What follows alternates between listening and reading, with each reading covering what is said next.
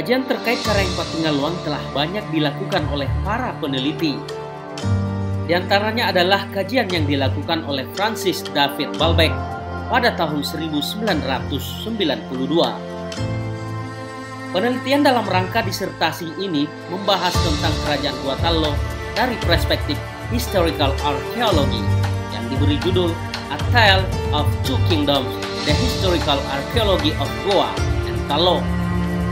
Hasil kajiannya menyatakan bahwa berdasarkan lontara bilang, Karang Patinggaluang pernah menjadi Raja Tallo. Mangada Cina Daeng Sitaba dengan gelar Karang Patinggaluang merupakan anak dari Iwara Karang Lempangang dan Karang Matuaya yang bergelar Sultan Abdullah Awwalul Islam yang lahir pada bulan Agustus 1600. Gelar Islam Karang Patinggaluang adalah Sultan Mahmud Abdullah. Tahun 1939 hingga 1654, Karang Patinggaluang menjadi mangkubumi mendampingi Raja Gua Tallo Sultan Malikus Said atau Sultan Muhammad Said yang memerintah pada 4 Juni 1639 sampai dengan 16 November 1653. Pada masa itu kerajaan Gua Tallo mencapai masa keemasan. Dicatat oleh Lombard pada bukunya di tahun 2005. Karang Patinggaluang dikenal akan kepandaiannya yang melebihi orang-orang Bugis Makassar pada umumnya di masanya. Pada usia ke-18 tahun menguasai berbagai bahasa dan mendalami ilmu falak. Penguasaan itu diketahui dari seorang misionaris Yesuit, Alexander de Rhodes, yang datang ke Makassar pada tahun 1646. Sering berdiskusi dengan Karang Patinggaluang di perpustakaannya.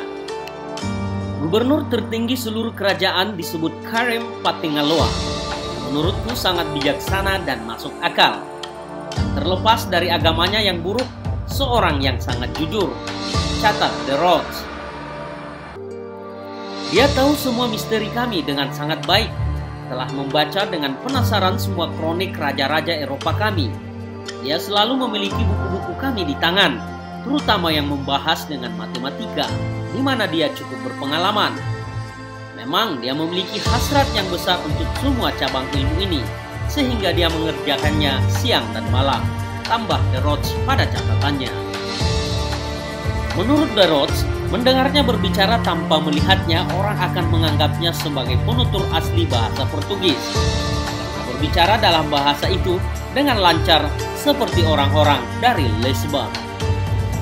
Catatan Rhodes tersebut menjelaskan bahwa Karang Patinggaluang merupakan sosok yang sangat bijak, rasional dan jujur, yang memiliki keingintahuan yang luar biasa tentang perkembangan ilmu pengetahuan, terutama yang berkembang dari Eropa. Meskipun pemerintah Belanda sangat ingin memonopoli perdagangan di Bandar Makassar, akan tetapi mereka sangat kagum dengan Karang Patinggaluang.